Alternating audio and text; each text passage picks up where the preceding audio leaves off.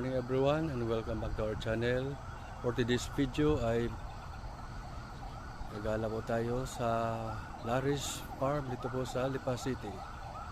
Samahan niyo po ako mga kapusot kapamilya.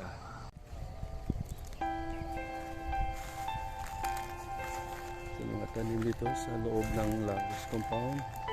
Ayan silang itong mga kamote. Ito palang kamuting ito ay may variety, tinatawag na farmer's variety. Rare po ay sweet potato. Itong klase ito.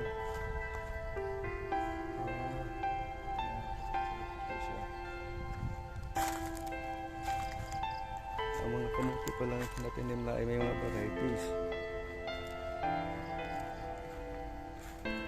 So ito ay parang in-experiment sa bawat variety kung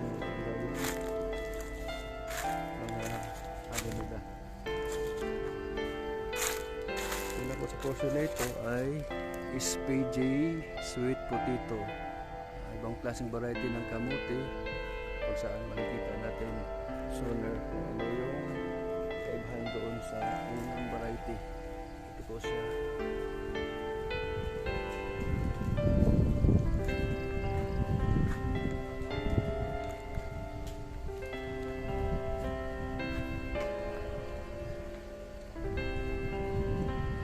Tamang panahon ngayon, medyo mainit-init at mahangin-hangin din po. Medyo init lang po. Ito naman, yung klaseng kamuti ay tinatawag na kinurot or sweet potato. Tingnan niyo po yung klase ng kamuti. Nakita mo yung dahon niya, ang forma. Ayun po, may nagdidilig. Kasi sa panahon ngayon, kailangan talagang madiligan gawa ng medyo mainit ng panahon. Ito po ay ibang klase, ang tinatawag na Japonesa sweet potato. Ganyan po ang dahon niya. As ko pareho lang doon sa kabila. Pero let's see soon kung anong kaibahan sa mga kamuti po ito, mga varieties. Dito po, ito nabagan po sa lugar na to. Pero tatamang yata nila dito. Yan po. Meron po sila dito ng eggplant.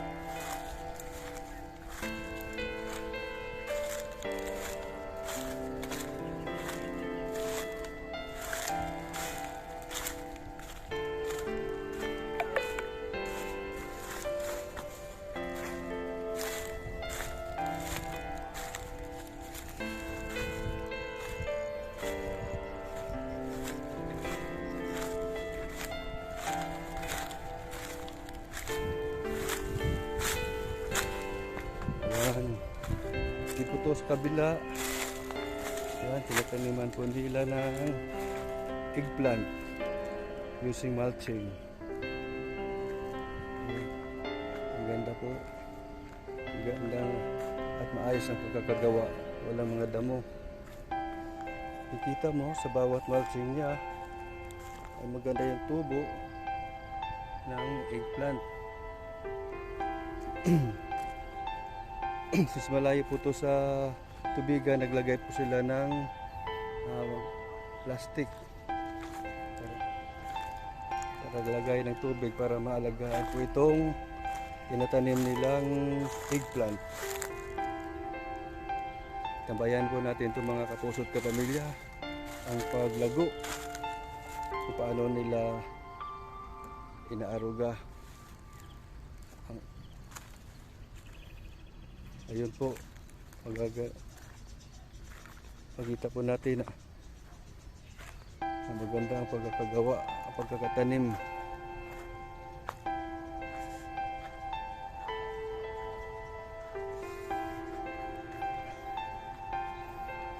talagang alaga siya. Kasi wala talagang mga malalaking damo. Ito may mga tumutubo pero siguro ilang days lang ito kasi madaling tumubo pag ganitong mga diligang ano. Pati mga damo napasama pero linis naman tingnan. Yun, dito po sa kabila ay tanim po sila ng mais. Sad to say na sa panahon ngayon ay medyo mainit na. Kaya ito yung mga sample ng bunga niya. Medyo nabansot po siya siguro sa panahon.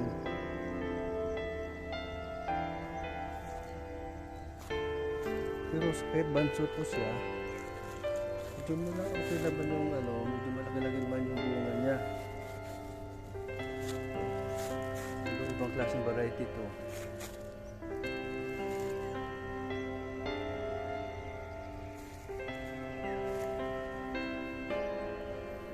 Ito po.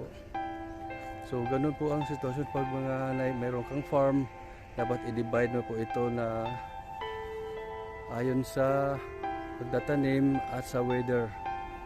So, kung ang weather po niya medyo mainit, kailangan magtanim po tayo ng mga gulay at saka kung anong mga crops na pwedeng itanim during dry season para maganda yung pag-harvest nito. Sa ngayon po ay kakaroon po tayo ng El Nino, so kailangan po talaga ng patubig.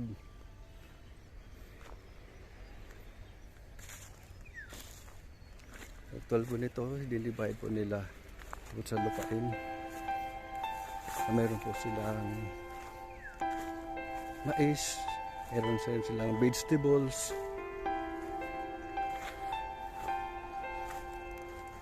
So hindi masasayang yung lupa o araw na magagamit yung lupa. Kaya kung tayo po ay marunong pong mag-cultivate sa lupa at marunong tayong pagyamanin po ito malaking bagay po na hindi po tayo magugutom. Kumbaga fresh from the farm. Karoon po tayo ng ganong ano. Ito, ngayon pa lang marami nang dinadapunan ng mga maya. Ayan po.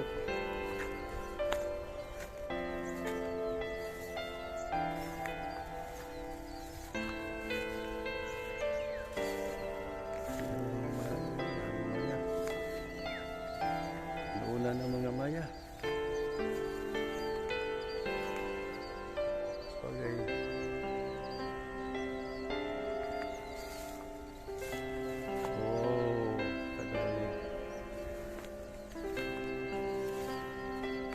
Kabila naman ibang klaseng variety ng corn. Medyo green siya.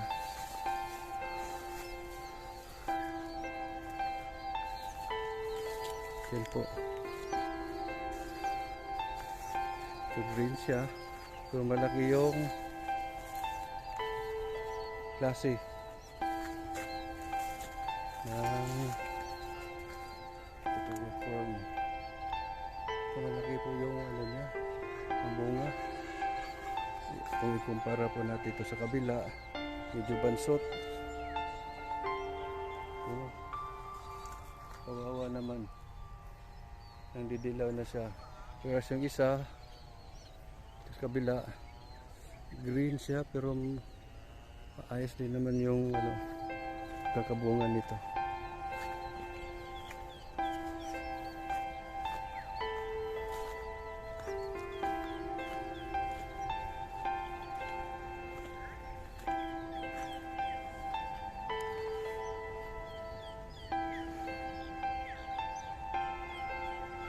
So dito na lang po tayo, mga Pusod Kapamilya.